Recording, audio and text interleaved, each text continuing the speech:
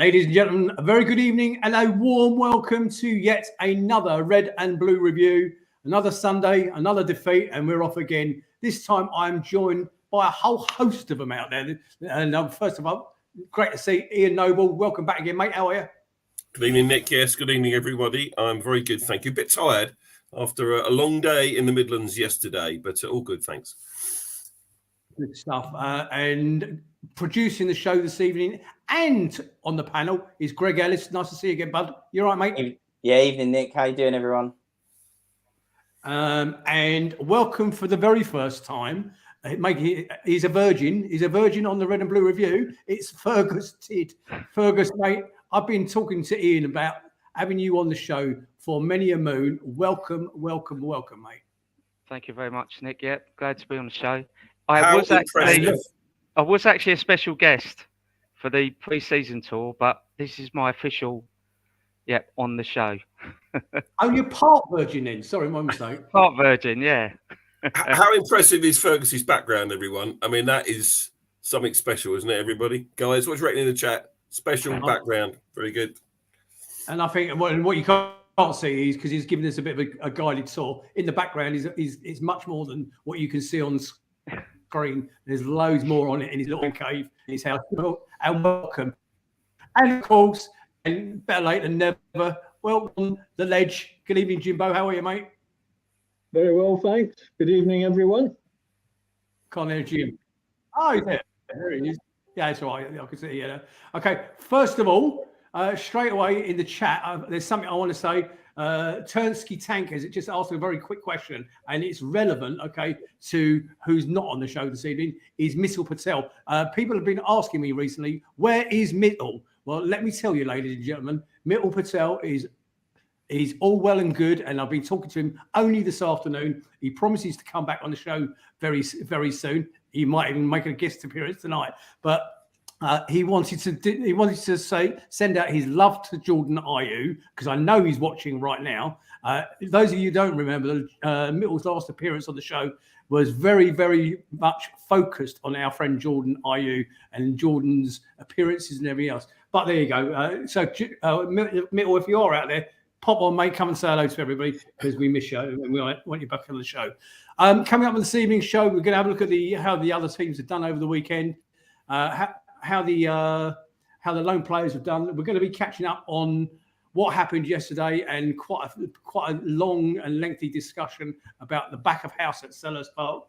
Remember, you can find us on any time. Go to our website, redandbluereview.co.uk. You can look us up on YouTube, and if you are watching us live on YouTube this evening, good evening and welcome to you all. Thank you for joining us. So we'll kick off this evening, boys, if you don't mind. We're going to start off with having a look at the other teams and how they've fared over the last few days. The under-18s played yesterday away at Tottenham, and sadly it was a 4-2 reverse for them. Coming up next for the under-18s is next Saturday, where they're at home at the Crystal Palace training ground to the Arsenal under-18s mob. Okay, the under-21s fared a little bit better. They were also away at Tottenham and drew 1-1. Ola Ademoni equalised in the 47th minute with a left-footed shot from the centre of the box into the bottom left-hand corner. Big news on that one. Nathan Ferguson played the first 63 minutes with no injuries and trained with the first team all week. So that's 3 weekends on the bounce that Ferguson has been around. So hopefully he'll be pushing for a place on our bench, on the first team's bench, very soon. Their next game, today was the under-21s. They played away at Everton in the Premier League 2, and they won 1-0 away. Victor Akinwale scored a header for Palace from close range into the bottom right-hand corner on the 79th minute. The next game for the under-21s is on Friday the 17th of March, where they're at home to the Arsenal 21s. The women, however, sadly suffered a 3-0 home reverse to Bristol City women at Hayes Lane today. I'll let you girls go again next week. And when they go again next week, they are away at Bramall Lane, where they play Sheffield United at 2:00 at Bramall Lane. So that's the ladies. What about the loans? How have the loans been getting on? Jezrak Saki, he played a full match for Charlton but didn't score in a 2-0 away defeat at Plymouth. Daniel Quick played for Billericay Town in a 2-0 win Bay. Killian Phillips started for Shrewsbury and played 87 minutes. And Rob Street came off the bench in the same game in the 80s, also in the 87th minute, and the draw against Derby County. Jake O'Brien played 90 minutes for RWD Molenbeek in a 2-1 defeat. And I think the funny one from the loans is Jack Butland. Jack Butland, yet again, didn't even make the bench for Man United against Liverpool today. I reckon they should have played 3 goalkeepers up there, and they probably would have still lost that game. Scott Banks came off the bench in the 68th minute and scored in a 2-0 win for Bradford, home to Colchester United. And finally, John Kimani-Gordon came on from the bench at 82 minutes for Carlisle United in a 2-0 win against Grimsby Town. So that's around that from around the club, how the loans are doing and how the other teams are doing.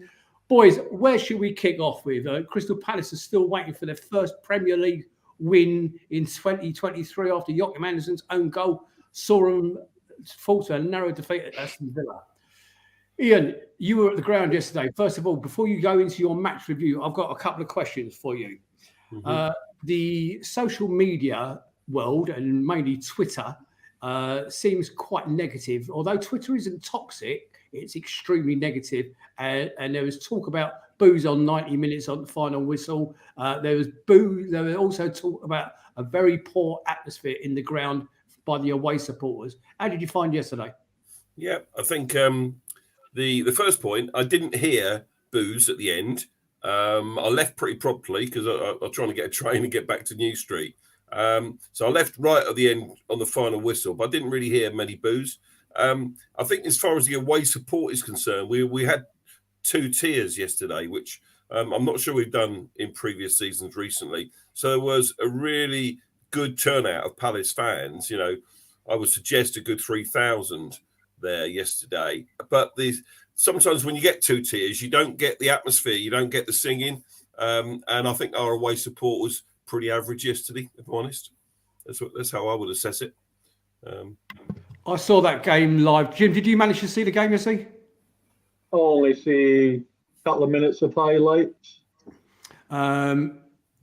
Where are we actually lacking, apart from putting the ball in the back of the net? Where would you say that you feel that we're lacking? Well, you've the nail on the head there, goal scoring, but at the same time, you've got to create goals. And I don't think at the moment we look as if we're actually going to score when we get the odd chance. I think I don't know, the city's, he keeps changing things. I mean, I don't think he's got any real idea what his best team is. I mean, he's got 2 centre forwards that I'm sure he would give anything for one of them just to start scoring 1 or 2 goals. But because they don't score goals and they don't really contribute much either, you know, like if one was holding it up like a Harry Kane and bringing people into the game, then you might say, yeah, we'll keep playing him. So I think he keeps changing things. You know, 1 minute Elise is on the right, and then he's up front, and then he's maybe over on the left, and then Ezzy's in, and then Ezzy's out. So we're just not playing well. You know, we're nowhere near the team. I mean, we've said it many times. The one change in the team over the summer was losing Conor Gallagher. And it only takes one player that fires everybody up, and he was that type of guy. And we just seem to be missing that in the middle of the park. I mean, it's not just up front. You know, all over, we're not performing how we did last year. And the more you go with not winning games or not getting the odd result, it starts to become a little bit harder, and people start losing a little bit of confidence. And you're looking at one another thinking, where's the next goal coming from? So it's a tough season at the moment. And looking at the next 3 games, it's not going to get any easier. Yeah, which we're going to come on to in great detail at the end. Ferg, I'm coming to you, mate. Jim's saying that we've got strikers that can't hold the ball up and bring other players into play. We're missing the Conor Gallagher effect in the middle of the park. Yeah. Anything else that you can think of? No, well, I mean, if you just compared Gallagher to the 2 midfielders that we've signed, the Conga and the Hamada, the difference is striking. I mean, Gallagher, you know, he scored goals, he's got assists. Neither of those 2 midfielders have contributed in any way so far. Lukonga does look pretty decent on the ball, but he's not creating anything. I agree with the chopping and changing of the team. I mean, continuity, that's what we need. I feel sorry for Edouard because I actually think he's a pretty decent striker, but he needs a run in the side. He needs 4 or 5 games. And okay, if he doesn't score in the first 2 or 3, so be it. But it'll build his confidence up. And I know Vieira was kind of having a dig at him last week, sort of saying that, hopefully it'll, light fire under his backside and fire him up. But that it can only do that if he plays. So, it's a bit of a strange one.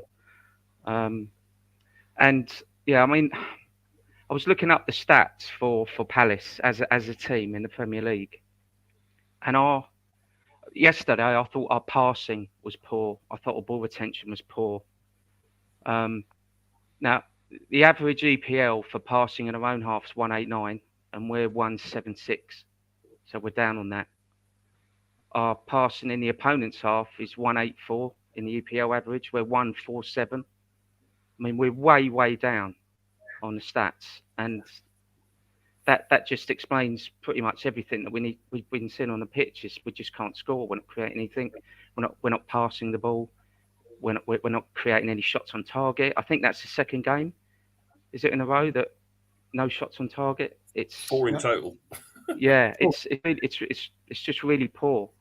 And what I don't get is Vieira sort of says that the fans know who we are and they know where the football club is going. It doesn't feel like that. I'll tell you, hold your thought on Vieira because we're going to do lots on Patrick later on. Okay, Greg, very quickly over to you because listening to what the boys are saying, it's all over the park that we're missing. Anything that you can put your finger on? Yeah, look, it's difficult to disagree with that. For me, yeah, the omission of Conor Gallagher is critical. I know a lot of Palace fans are maybe split, whether we should or shouldn't sign him or tried or not. I think it's evident this season that to me, like, that's a major part of that side. And all I can really think of is if Conor Gallagher was still in the side and played the rest of the season with the additions of Doucouré, what kind of season would we have had? I know that's impossible to determine, but I think we would all be feeling a lot happier, wouldn't we? The point I wanted to make before I go on to the team selection, that was really what I was going to come in with. I appreciate there's the stat that we haven't had a shot on target for X number of games, but we did get a goal ruled off for VAR. To me, that obviously gets ruled out, but that is a goal or that is a shot on target. Mateta's hit the bar. Mateta's had a good save from Pope against Newcastle. So I feel slightly misled when and I don't know if that's like a media-driven, narrative that they want to go down to try and sort of pigeonhole Palace. But I'm more positive than negative. But I'm just going to bring up the slide for the starting 11, and I'd like to put it out there to the audience first, and then the panel of how confident were you on a scale of 1 to 10 with this team? I mean, when that was first announced yesterday afternoon, I'm going to jump in there. When that was first announced yesterday, maybe with the slight exception of IU for Edouard, I thought to myself, do you know what? There is certainly a point available there, if not 3. That was a strong lineup. Ian, your thoughts? Yeah, the mood in the ground, in the bars, when that team was announced at 2:00. We probably only found out about 2:10 because their internet connectivity in Villa Park is worse than Selhurst or on a par. So once we found out what the team was, most people are going, that looks really decent. Really pleased with that. Zaha is back, fantastic. Eze is selected. Ironically, we were sort of screaming out for Eze to be picked when Zaha was injured. Now Zaha's back. Eze gets a place as well. They were in for Mateta and Schlupp. Schlupp, interestingly, wasn't even on the bench. So whether he picked up a knock, I haven't heard anything about that, but he could well have picked up a knock. And Mateta was the one that was sacrificed. And yet he still managed to get on the pitch at the end, towards the end of the game. So, yeah, overall, I'm saying, a very positive response to that lineup. I don't think we could have asked for much more, to be honest. Okay, ladies and gentlemen, out in the chat, and I can see all your comments going through. Good evening to each and every one of you, and welcome to the review. I see all your comments, especially lead towards Patrick Vieira. We're going to do that in great detail towards the end of the show. I think my honest opinion is, and we will come to this later on, is with the selection thing. I do feel how Vieira does have a favourite or favourites, and I'm quite happy for you out in the chat to criticise me on this. But I use starting week in, week out. It doesn't sit right with me. Anyway, Ian, move on to your review of the match, and we'll come on to the selection and the rest of the stuff behind the scenes when you're complete. Yeah, okay. I mean, I've seen comments in the chat about starting with no striker, we can't be serious. I think it's a fair point, but Wilf is that striker. You know, Wilf was the one that was having shots. Wilf was the one that got the ball in the net, albeit marginally offside. You know, the shot when he swiveled, when he had 3 players around him in the second half, and he swiveled. They even showed that on Match of the Day. He wasn't far away. Again, it's not a shot on target, but when we haven't got Edouard or Mateta playing, Wilf is that outlet that's more likely to score goals than anybody else. So let me just say that at the top. Okay, so we're going to this game without a victory in 8. Okay, that's the glass half empty analysis and stat. Of course, now it's 9 games, and we've only scored 4 league goals in 2023, and none of those in the first half. So the stats are pretty damning. Early on, Villa came at us. They had the first chance on goal before we put the ball in the net. I think we were just talking about this pre-show, Greg, weren't we? I thought we were just so unlucky with the goal. You know, VAR is there. We know it's all part and parcel of the game, whether we like it or not. Most of us don't like it, but there it is. And the irony was, it was a great ball by Eze, by the way. You know, it was about the best thing he did in the whole game. But Wilf, you know, you can just see he's marginally offside there. But the irony is that had he checked his run and started a bit later, and so kept himself onside, he still would have got to the ball because he had acres of space. You know, he out-sprinted the Villa defender. I don't know who it was, the number 4, I think. And he absolutely roasted him and was round to the keeper. And he took it really, really well. So to have that ruled out for that offside was just so disappointing. And you just know in the ground, those of you that are in the ground yesterday, you just know that it's going to be ruled out the longer they look at it. And they looked at it and they looked at it, and it seemed to take a bloody age. But when they did give the decision, it wasn't a surprise because it just took so long, you know, for them to make their mind up, draw the lines. When you were watching it on the screen, Ferg, what were your thoughts about it? I thought it was pretty tight. I actually thought it was, well, like you said, Ian, the longer it went on, the more you start to think, okay, it's not going to happen. But it's frustrating because, you know, back in the day, the rule used to be the advantage to the attacker with the offside rule, and now it's just, you know, that's gone out the window now. It's just so precise. I mean, it looked like it was a bootlace or something silly like that, you know, it was so tight. And the whole, I guess if I was a Villa fan, I'd have been really upset if it had been given. I'm not, I'm a Palace fan. So yeah, I was a bit peed off, but it is frustrating because I think, you know, it's an entertainment game. And when it's getting down to micro millimeters as to whether somebody's offside or not, it just seems a little bit daft, but yeah, I totally. Jim, how would you have dealt with VAR in your day? Do you know? Here we go. What would you have thought? Well, I don't know. It confuses me at the moment. I think it's all right for offsides because in theory that's black and white. Wilf was offside. The letter of law says that if you're in front of the guy, you're offside. And he was. And going back to your little comment, if he'd have been a regular centre forward, he wouldn't have run offside. He would have checked his run a little bit because he did have lots of room. And I actually watched it and I thought he's just hold. And the minute he went, I could see he was offside. And I think that relates back to him not being a regular centre forward. He plays most of the time on the wing. Yeah. And he had tons of room and tons of space. And at the moment, he's the only guy that's going to score goals for us.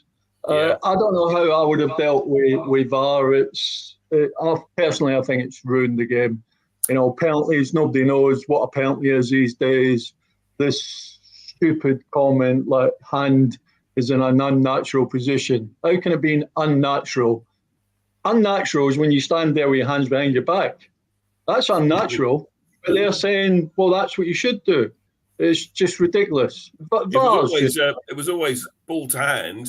It wasn't handball, wasn't it? Ball to hand. Roy Hodgson said a few years ago, penalty is when you deliberately handle the ball. If you don't deliberately handle the ball, unless your arms out wide out and you're on the goal line and you stop it with your hand, so even if you're not actually trying to stop the ball with your hand, your body takes you in that shape. But in general, it's just bars of farce. I saw one on Match of the Day. I can't remember which side it was, but the defender was lunging in, and as you lunge in as a defender, you sort of open your arms up to get your balance, don't you? And it struck his arm up here, and it was given as a penalty. If you walk down the high street, and trip over, what's the first thing you do? You stick your arms out. You're not just going to put your hands behind your back and fall on your face, are you? No, you're right. I don't know what idiots give us rules, but they are idiots. I think they've never played the game, Jim. That's what it is. 100%. Never played the game. No sensible person would ever say your hands in an unnatural position when you're sprinting and running and jumping and diving. It's just stupid. Yeah. Ladies and gentlemen, we're all in agreement with you, Jim, on that one. Before I hand over to Greg, Greg, I know you want to make a point, but ladies and gentlemen, for those of you who are new to the show, Fergus, you may not have seen it. Please go back into the archives of the Red and Blue Review and look up the words Jim Cannon and referees and find out what Jim Cannon really thinks of referees, okay? Because it's one of the funniest moments in the history of Red and Blue Review. I'm not going to get him to do it live on the show again, but it is absolutely outstanding and well worth a visit. Greg. I was just thinking, is there any distinction? Is there a clear distinction in the FA between handball and deliberate handball? Because I feel now, like just touching on what you're saying here about ball to hand, is I always felt that there was a distinction of handball and deliberate handball, but now there isn't. It's just if it hits your hand, that's it. It's too late. You're done. Yeah, absolutely. There is no distinction. There is no distinction, Greg. Yeah, I just think that's so unfair. Sure. The one I always think about, and it is pre-VAR, was first game back in the Premier League against Tottenham Hotspurs and Dean Moxey. Yeah, we lose 1-0. I just remember sitting in the stands looking at that going, yeah, how can you give a handball for that? And you know, years down the line, we have had penalties that are very fortunate. I think certainly one at Old Trafford I can recall from a few seasons ago that was pretty, pretty dodgy. A yard outside the box. I just want to pick up on a comment in the chat, guys, if I may. Our friend Facebook user, Lino didn't think it was offside. My view should be onside. Any part of your body is level, would make the game more exciting, plus more goals. Anderson was unlucky, had to make that tackle, but anywhere but there. Okay. I think, we're not going to change the rules on the Red and Blue Review, but it's great to have those opinions and views. I think we're all agreed that we should have a distinction between deliberate handball and non-deliberate handball. That ain't going to change in a hurry. And also offside, we'd far rather see the attacker at level being given as onside. But again, that's not going to change in a hurry either. Shall I go on with the game, Nick, just for... is that all right? Yes, okay, fine. Yeah, of course. So, yes. I think one of the problems we had in that first half was the Villa wing-backs were playing really high up the pitch. Not just Matty Cash on the right-hand side, but also on the left. And the guy, I can't remember his name, but his name was signing. That's right. And he was causing us problems on our right-hand side as well. Before Cash got the ball over for the goal that we've already touched on, there was a couple of other occasions when there were warning signs when he was played through. And Tyrant Mitchell has got to do better than he did in defending his opposite fullback. He's got to do much, much better. And he was way off the pace for when Cash got the ball over for his assist. And it was an unfortunate own goal. People around me in the ground were saying Anderson's got to do better than that. But Jim, you know how hard that is as a central defender yourself to defend those balls when you've got a centre forward breathing down your neck. Because Ollie Watkins, if Anderson doesn't touch that ball and it goes past him, Watkins scores, I think. So, Ferg, you wanted to make a point, and I just want to bring in Jim and get him to comment on that own goal as well. So, Ferg first. No, just on the Anderson, the own goal. I just think he's running back towards his own goal. Watkins, he knows very well that Watkins is directly behind him. If he doesn't make contact with the ball, it's going to be a goal anyway. I just think it was unfortunate. It just ricocheted off both his legs, I think, and past Guita, and there wasn't much he could do about it, really. I mean, I wouldn't blame Anderson for that. He wasn't deliberately trying to put it in the back of the net. He was, of course he wasn't. Trying to clear his lines, but these things happen. Indeed. Jim, have you scored one like that in your time? Probably. I've scored a couple of good headers flying in the back of the net that should have gone over the bar, but ended up in the top corner. Listen, it's one of them situations. 90% own goals are mistakes. Somebody slices the ball and it flies into the back of the net. He went for it with his right leg, missed it, hit his left leg, bounced off his right and went in the back of the net. In theory, it could have gone anywhere. If he hadn't have dealt with it, then the other lad would have scored. But it's one of them things, isn't it? But it's defining because we're not scoring goals, and when they're 1-0 up, you think, that's it. Are we going to get a draw or are we going to lose? Indeed. And, when goals are so few and far between, you're right. And if we think that as supporters watching the game live, just wonder what goes through players' minds.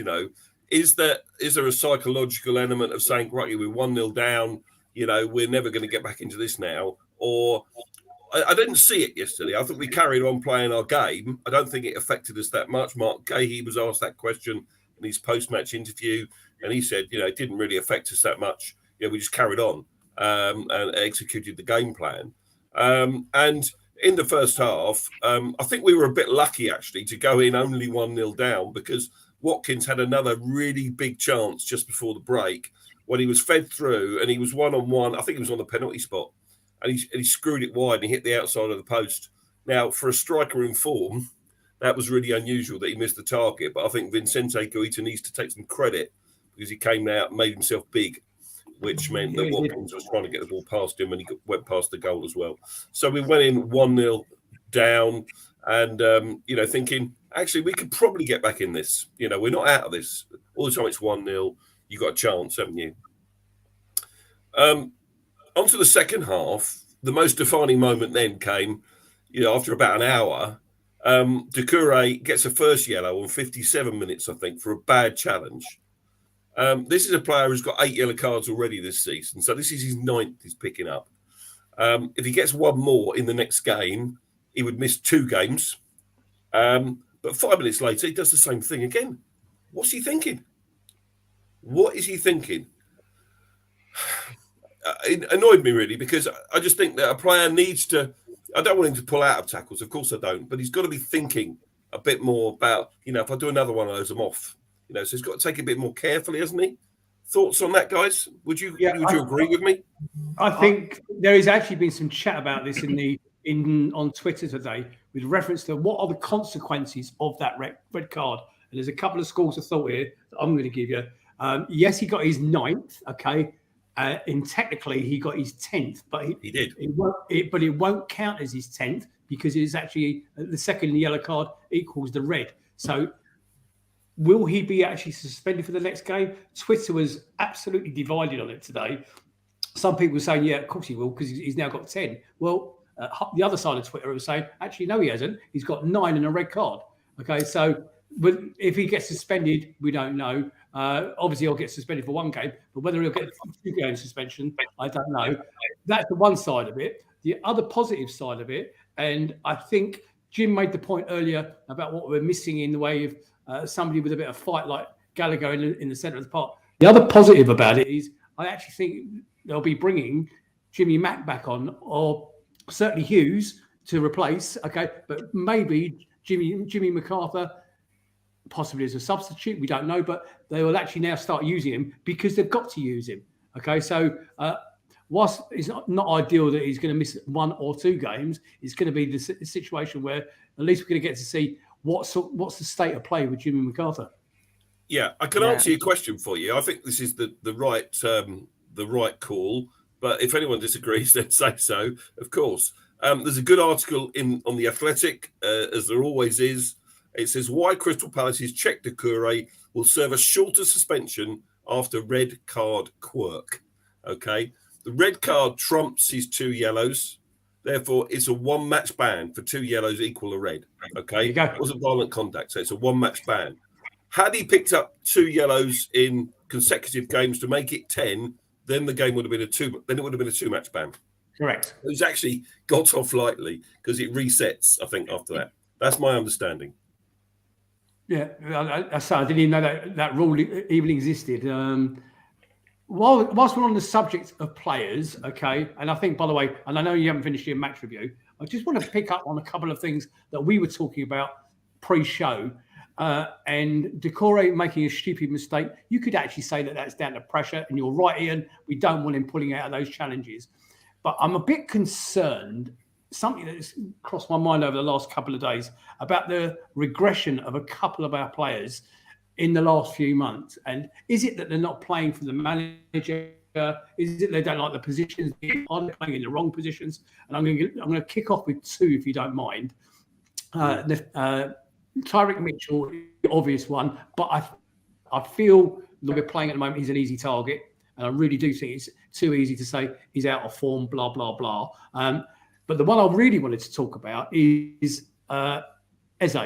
Now, Eze, when he's making a great contribution off the bench, and he's very effective when he comes off the bench, but the whole Palace fan base was crying out for him to start a game. Well, yesterday he started a game, and apart from the ball that he put through Wilf, I think he's struggling in that team. Jim, come to you first. Your thoughts, mate? Well, I didn't see the game, so I can't say he was struggling.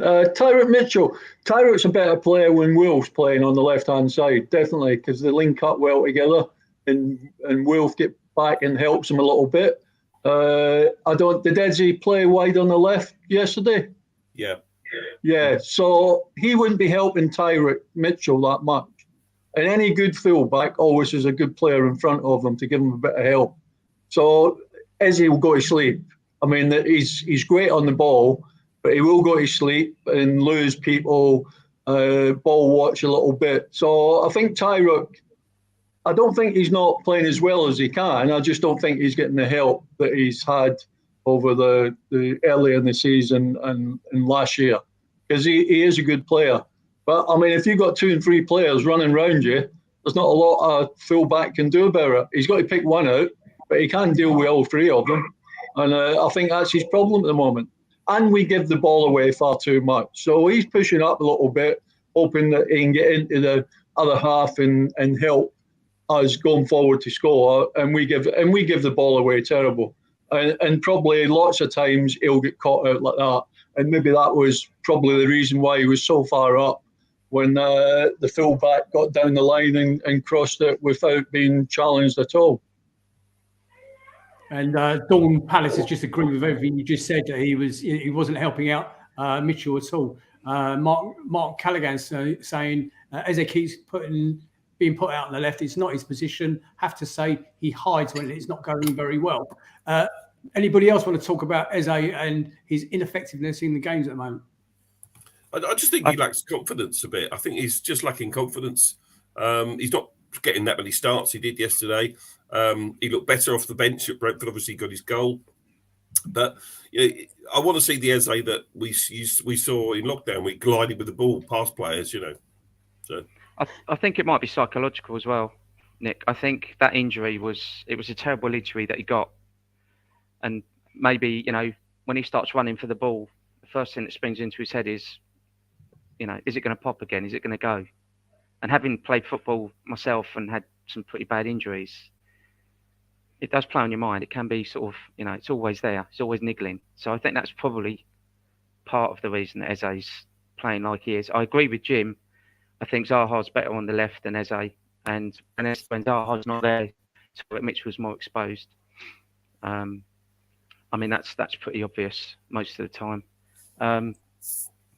just going back to the Doucouré, the tackle, I think that second yellow card, if he hadn't been booked already, I think that would have gone to VAR, and he may very well have got straight red for that because it looked nasty. It did, and I thought for a moment in the ground he was going to get away with it because the referee played advantage initially because Villa still had the ball, and they attacked, and then they realised it wasn't going anywhere, so they end up kicking the ball out, and that's when the referee comes over. He didn't send him off straight away. He went and checked with the player that was on the deck first. Said, "You're all right, mate. You know, yeah, I'm okay." And then he got his cards out. So yeah, he's experienced ref, Craig Pawson. So you can't argue. It's Finish the match off, Ian, and then we'll move on to some other stuff. Yeah, okay. It's not a huge amount more to say, to be fair. It's our third sending off this season. I've already mentioned Wilf's excellent effort, I thought, in the second half, although there was an element of the fact that he was controlling it on the floor. It could have been handball if it had gone in the net. Towards the end, McGinn had a good shot, came in from their right, and Vincent Guita straight at him. You'd kind of think you'd expect him to save, but it was still a very good save. I thought when we were down to 10, we actually looked a bit the better side towards the end. I don't know, you watching the game on a stream, guys, or in the chat, what you think about that. But I thought we did we did okay. And we just, we made some changes, obviously. Brought Jimmy Mack on. Somebody's already said in the chat, I think it was Ian Donald who I was with yesterday. It was a bit soul-destroying to watch Jimmy Mack, to be honest with you. I felt sorry for him because he was so much off the pace. There was one moment where he was tracking back, but he couldn't keep up. He looked like a player, was playing well out of his depth. And he's 35 years of age, and I just felt really sorry for him. That's it. So off the pace when he had to chase back, it was soul-destroying and watching it. The crowd did sing his name, but I wouldn't start him. I think he's well short at the moment. And it's a shame, really, because he's been such a great servant of the club. The player that was missing yesterday, I'd like to see, and maybe we could talk about this in a minute, was Richards. I'm not sure what he needs to do to get another start. But these are the stats of the game, guys. Villa bossed the stats, 59%. They were the home side, obviously. 7 shots to our 3. And there was 1 shot on target, that McGinn effort, in the whole game. So it just tells you what a poor game it was, really. And not much to say other than that. And it was just a bad day at the office. And if it wasn't on the back of no wins in 8, you just put it down to a bad day at the office and move on. But it was the kind of game we were sort of targeting to win, having, got a good point against Liverpool last weekend, and the points against Newcastle and Man United and so on. You think, actually, they are really good points. We've ground them out. And we saw today, blimmin' heck, Liverpool, with that 0-0 looks a really good result after the day's result they've had. But, those games have been and gone, and we've just got to look ahead now. And it's a really tough run still with City up next, and then the Brighton game, and then Arsenal. And then it gets a bit easier in theory, but all the teams we're going to be playing after that in April, a lot of them are playing for their lives as well. So I don't think it's going to get any easier, if I'm honest with you. So Crystal Palace are on their longest current winless run in the Premier League, failing to win in any of their previous 8 games in 2023. Drawn 5, lost 4. 5 of their past 6 games have been drawn, as we know, including each of their last previous 3. It was the Eagles drawing more Premier League games than any other side since the start of the season, 24. Okay, so we're going to move it on a little bit because there is obviously a lot of discord around the club. Lots of people are saying the club is broken in every department, every level of the club, from the chairman, from these investors, to the supporters base, to the players on the pitch, and of course the biggest target, of course, is the manager. We've talked about a couple of individual players. One player I don't think has regressed and has actually, and especially his tracking back performance, and I would like to highlight it, is Elise.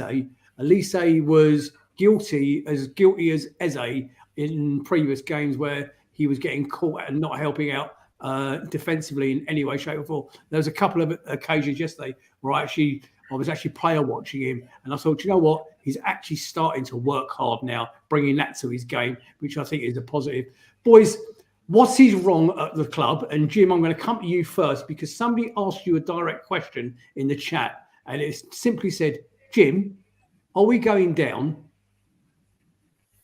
I wouldn't have thought so, but we're not in a position where we can say we're definitely going to stay up. I think because there's 5 or 6 clubs below us before you get to the bottom 3, then that's a huge advantage at the moment because there's a lot of clubs there. Plus our run after the next 3 games is probably about 7 or 8 games where, well, let's face it, if you don't do anything in them games, then you probably deserve to go down because they're all winnable games. They're all teams below us. I don't understand the club is cracked. And I mean, I don't read social media, Twitter, TikTok, all that shit. I can't be bothered with that because 99% of it is all pathetic comments from idiot people. The club's going through a little bit of a bad time. You talk about the chairman, he's got new investors, and then they're looking to buy other clubs. So it's just normal for a Premiership club, I suppose, at this time of the year when we're not winning games. There's always lots of comments, but you can't believe everything you read. It's just not true. Our club's run quite well, I think, and a couple of wins will soon. I've lost him. Yeah, Can change everything. So no. You froze right at the last minute there. Jim, I'm going to thank you for that. Just I agree with everything you just said, with the exception of the winnable games that are coming up. This is an exchange Ian Noble and myself had on one of our private chats this morning, and he was saying, we're going to be fine. We got we got a tough run of 3 games coming up, and we've had all the tough games before, which we've drawn most of them and picked up some useful individual points.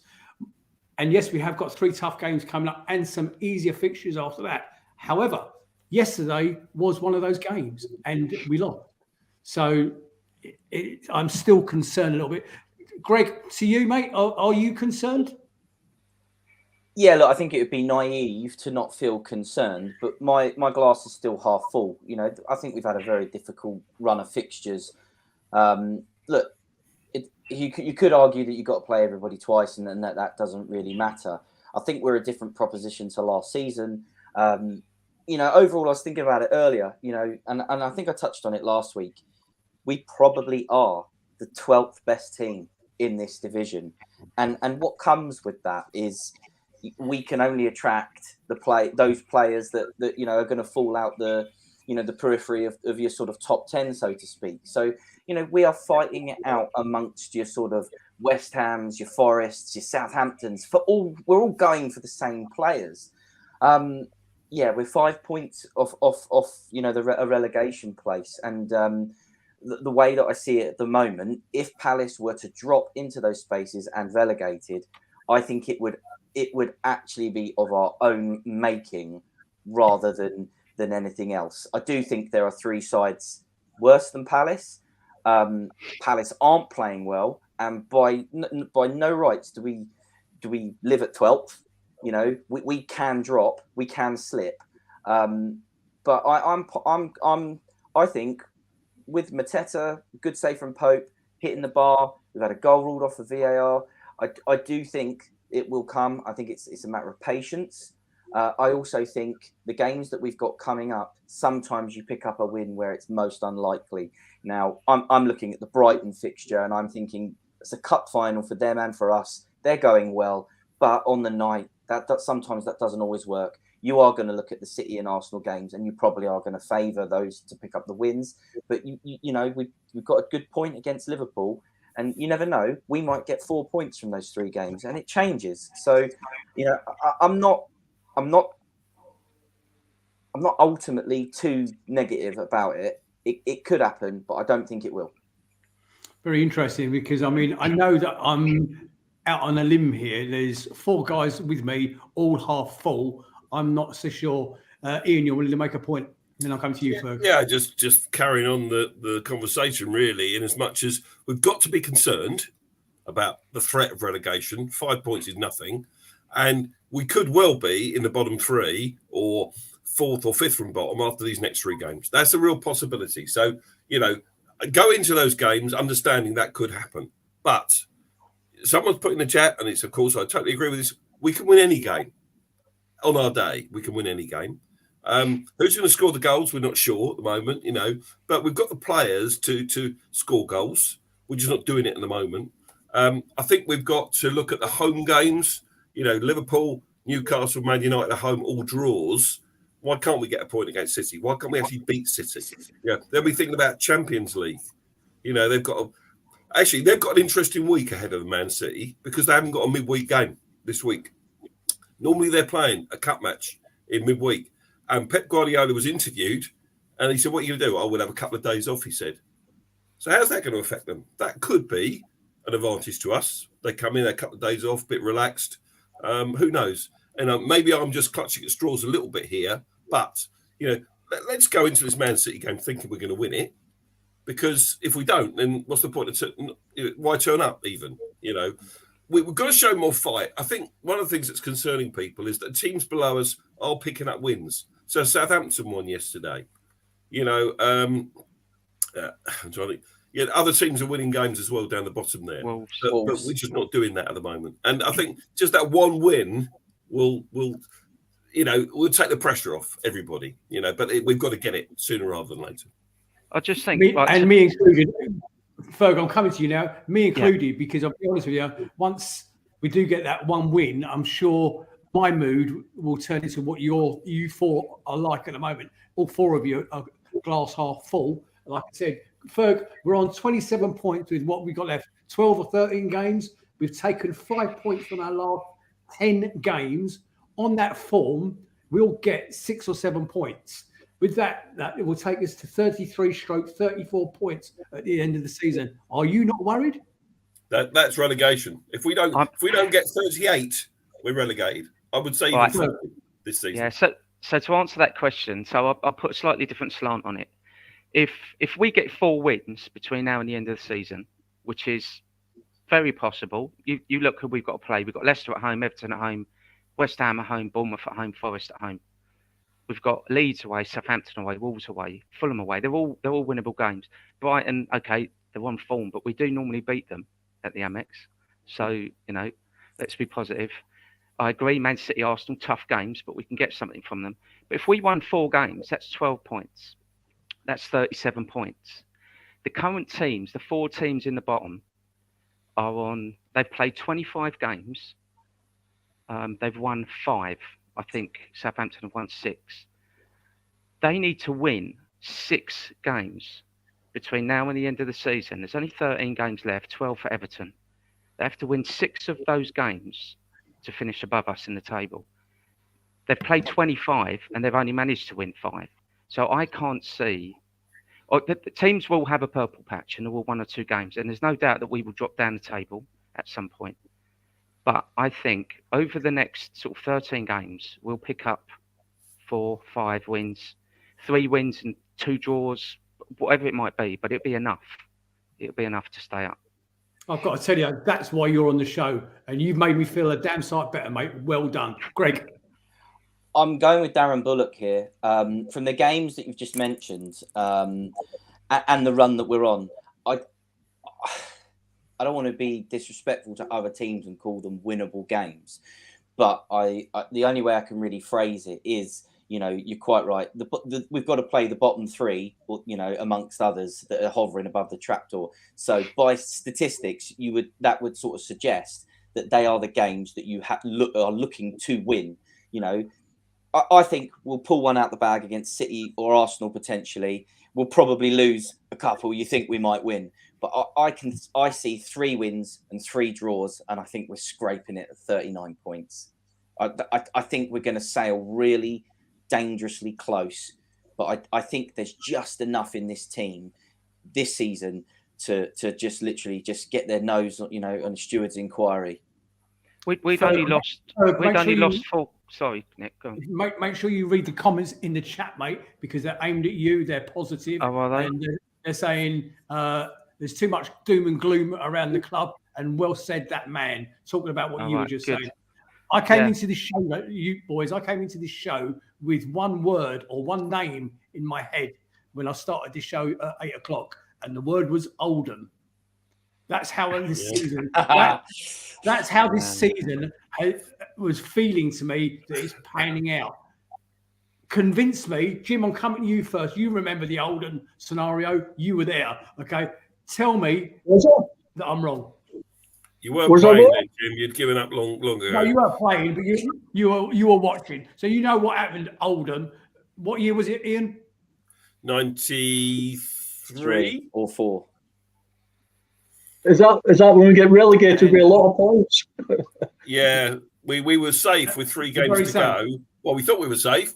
We beat Ipswich at Selhurst, then we drew with Man City, and then we lost at Arsenal. And then Oldham won their last 3 games, including against, I think, a Liverpool team that were riding high, and beat us on goal difference or something. Yeah. 93. Paul Bristow knows. He knows everything. I think the important thing to point out there is that 4 teams went down that season, and we just happened to be the 4th occupant. So ordinarily we would have survived. But one of the things that is said in the chat from a number of people is, if we do stay up and we scrape it, we accepting that. Of course, we're not accepting that. We don't want to be where we are. We're the 10th longest serving team in the Premier League at the moment. We shouldn't be looking over our shoulder like this. We should be pushing up into the top half of the table, for sure. If Southampton, Everton or West Ham get relegated, that pushes us up that table. They've been in the Premier League longer than we have. So, if all 3 of them went down, suddenly we're the 7th longest serving team in the Premier League, which is a nonsense stat, isn't it? Crazy. Yeah, I'll give you another positive, of course, is that we went into this shit run of fixtures where we got all those draws in 12th place. And guess what? We're still in 12th place. So it's not all doom and gloom. Sorry about the language. It's not all doom and gloom, but I've been concerned over the last 48 hours, especially when I saw the performance. The game, as Ian's rightly pointed out, was a disappointing game. It was a poor game, but it was a winnable game. Ian, we're going to wrap it up shortly, but let's give me some positives. Normally I've thought about this, but I'm struggling, I think, a little bit. Come back to me. Go to someone else. I've got a few. Go on, I've got a few. So I think financially we're on sound ground. I think we've got lots of players coming up where their contracts are ending. Like we spoke before the show, it's 26.8 million will be dropping off the wage bill.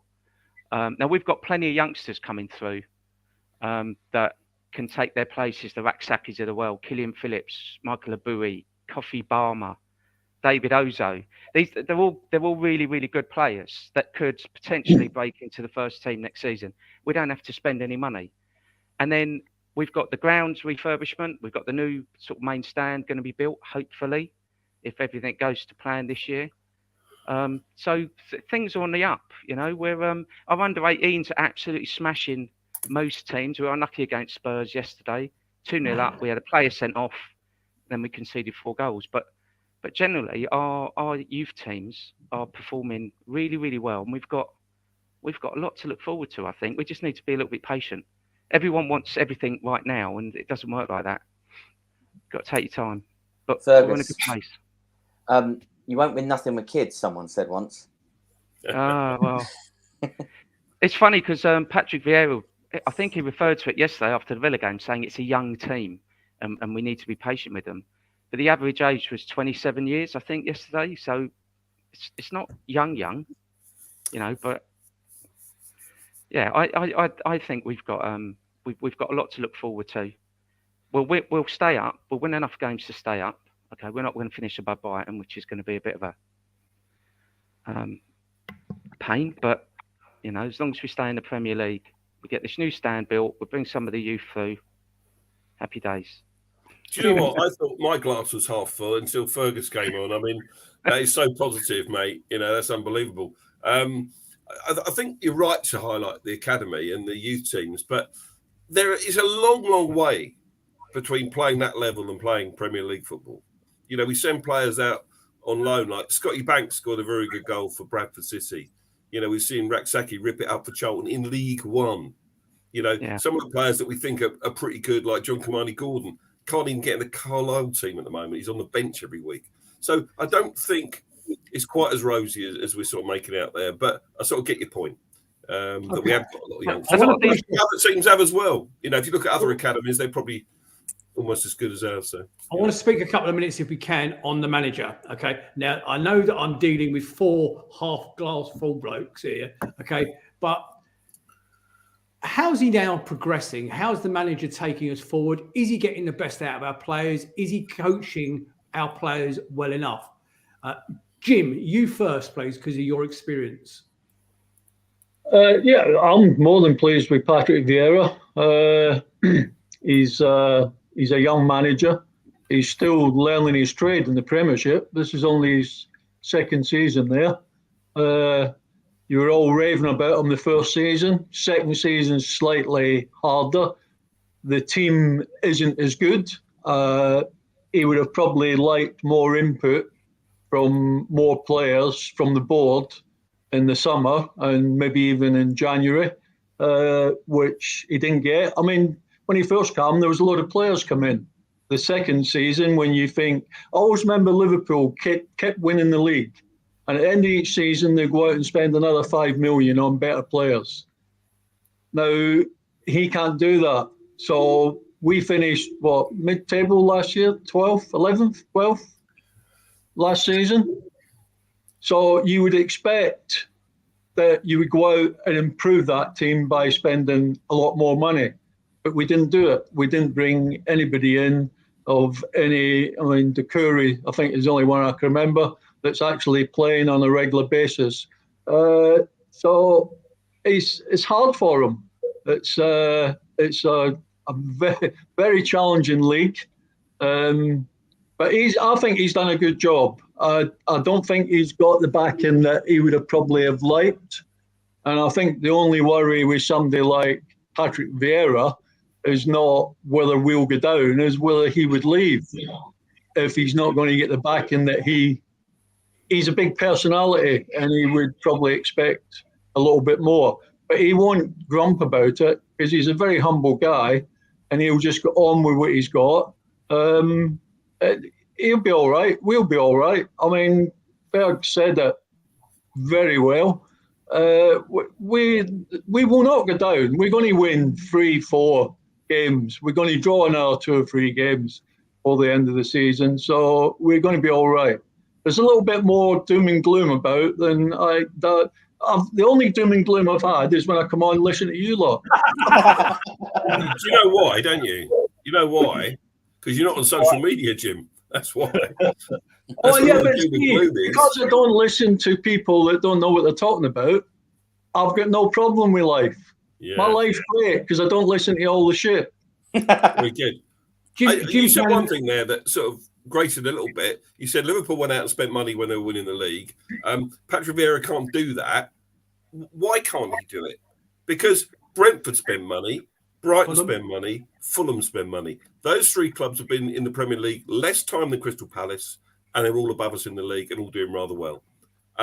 So I don't want to see us be a team like Leeds or even a Chelsea, dare I say that, where you're spending stupid amounts of money and you're not improving. But there's got to be something wrong with our scouting system somewhere, because if Brighton can go and get players from South America and turn them into Premier League class acts, then why can't we? Why can't we do that? Yeah, I agree with you there. I mean, I've said it the other week. How come Brentford and Fulham and Brighton can go out when Brighton Casido, they paid about 3 million for him, 21 years of age, and they turned down 70 million a few months ago. I mean, we come from Ecuador. Don't we go that far to scout players? I don't know. When you look at exactly what you've said, them 3 teams in particular, and the players that are playing are people that I've not necessarily heard of.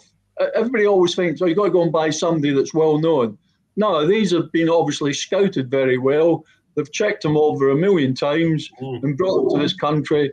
and loads of players in them 3 teams that I've not heard of a year ago, and they all look good. So yes, I would agree with you there. There is something wrong somewhere.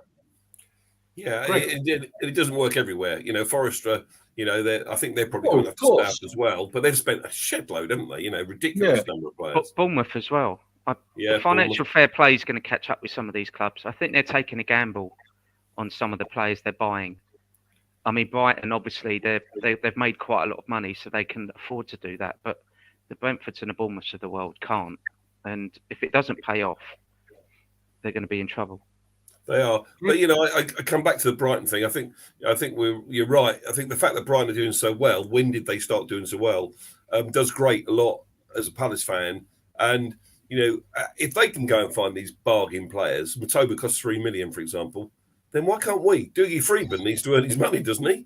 You know, and the Palace needs to. If it's not happening, he needs to do something about it. Surely, I think they had Brighton had their academy in place earlier than we did, I think. So I think they had their infrastructure in place before us. So we are playing catch up with them. Although it might not feel like that. Greg, you wanted to make a point. Yeah, I just wanted to ask, you know, the wider audience and everyone, do you think there's any truth in that some of these players that are, as we say, scouted from further afield, do you think some players are actually signed off of statistics rather than actually sending someone out to watch them? Yeah. Definitely. That's how it's done nowadays. Yeah. I always remember Mark Bright sent to me a few years ago. He says, if you'd have been playing today, you'd have been playing for a much bigger club. He says, because when I played with you, you won all your headers, you won all your tackles, you never got caught out of position. He said, so that would have just been put in numbers and people would have looked at that. They wouldn't have come and looked at you. And he's part of the setup there. And he said, they don't look at players anymore. It's all figures. And I look at that like you could be looking at a centre half and he's passed the ball 100 times out of 100. Perfect passes. But if you don't look at them, them 100 passes was back to his goalkeeper. So and that's what a lot of, you know, Anderson and Gahey, great centre halves. I'm not knocking them, but a lot of the time that's what they're doing. You know, they really are. Passing to one another half the time. But yeah, it's pretty. But you know what? Boys, look at the time. We're going to have to move it on. I want to finish off last question. And ladies and gentlemen, we've got the ledge Jim Cannon on our show regularly. How lucky are we, Jimbo? More positivity, please. Next 3 games. So it's City, Brighton, and Arsenal. How many points are we going to get out of those 3 games? 3 points, and maybe a draw against one of the top teams. I mean, we have drawn against some good teams at home. So, but yeah, I think Brighton's probably the one that you would say, even though they're flying, that you could get 3 points because of our record there. But other than that, it's a really hard 3 games for us. So, I mean, no such thing. Put that slide back up, Greggy, please, mate. There's no such thing anymore as a 3 p.m. Saturday kickoff. There you go. So, Palace, Man City, 5:30 on Saturday. Brighton and Crystal Palace, 7:30 on a Wednesday. And Arsenal, Crystal Palace, 2:00 on a Sunday. And for all of us that are going down to Brighton on that Wednesday evening on the 15th of March, good luck with your travel, because I still don't know how I'm going to get down there. I don't know what the trains are going to be like. It's going to be a bloody nightmare. And, of course, then we'll get kettled in and all shoved on one train back to East Croydon, no doubt, by the wonderful Sussex police, who we know are lying, scummy bastards, okay? You need the other side again, Greg. Okay. Ian, your thoughts, please, on those 3 games, your points tally. Yeah, I'm going for 3 points as well. I don't sound stupid sitting on the fence, but I can see us drawing all 3 games. We've got a good record at Arsenal away. We haven't lost there for a long time, about 4 years. We haven't lost at the Amex for about 4 years either. City at home, maybe 2 points. Maybe City will beat us. I don't know. So I think we'll get a couple of draws, maybe 3. Thank you. In the chat, what do you think? How many points are we going to get? See, Richard just said 4 points. Ferg, your prediction, please, for those 3 games. And no, you can't say 15 points, Mr. Super Positive. No, I think draw at City, a win away at Brighton. I think Arsenal's going to be a difficult one. They're going for the title. So I'll go 4 points. Although I have got tickets for Brighton and Arsenal, so I'm hoping, against all hope, that we do get something positive from those 2 games. You mean you're coming to an away game or 2? Yeah, Wow. yeah. Ooh. I'm allowed now. I've been allowed. I've been let off the leash. I want a pint of whatever Lee Lockwood is drinking because he said 9 points would get to score a couple of braces. Well done, Lee. Love your humour. Greg? It's rubbing off. Well, you got to look at it. It is possible to get 9 points, but the reality is, We'll get 9. I think there's a mistake in. I don't know which way around it's going to go, but I think there could be a mistake in City or Arsenal, and I've just got this feeling we might win 1-0 and it'll be a really poor game, and it's gonna. I think it will be City or Arsenal. Whoever we beat, the other team's going to go off to win the league. I think we'll get a draw at Brighton. I think it might be a Dow 0-0. I really think that. I think they're in a position where they don't want to lose. They're in a position where they want to get to a cup semi-final. I do think that I think they might shut there might be an unwritten rule here where we get the 0-0, and then obviously that leaves either losing to Arsenal or City, like I said at the beginning. So I think there's 4 points. You did say at the beginning pre-show that we're going to score a goal off the back of Mateta's arse at some point. So maybe it'll be one of those 2 games. I actually predict that we're going to get 2 points. We get 2 draws and a loss out of it. So there you go. Boys, thank you so much. Greg, thank you for producing. Nigel, thank you for your preparation work in the background. Also, Tom Clark Samuels, thank you for all your work on Instagram. Jim, as always, mate, I don't know when you're down for the next one. I haven't asked you yet. Have you got any dates? No, I'm not coming back on because you keep swearing. Well, I wonder where I learnt it all from, though. Some Glaswegian geezer I spend a lot of time with. Ian Noble, as always, mate, can't do it without you. Thank you. And Fergus Tid, this will not be the last time. Do you understand me? Good. I enjoyed it. Thanks for having me. Thank you very much. Ladies and gentlemen, show some appreciation in the chat, please, for Ferg. I think he's done a cracking job for his first show. Thank you for everybody who joined us this evening. We will be back again at the same time next Sunday, where we will be reviewing. Is it one? It's only one game, isn't it? It's just a City game, isn't it? City. Yeah, and I believe I'm in the chair again. Blimey, you're going to have to put up with him again. On behalf of everybody connected with Red and Blue Review, ladies and gentlemen, thank you so much for joining us. We'll see you again soon. Stay safe, everybody, and love to you, Mitchell. Ferg, stay where you are a minute. Good night, everyone.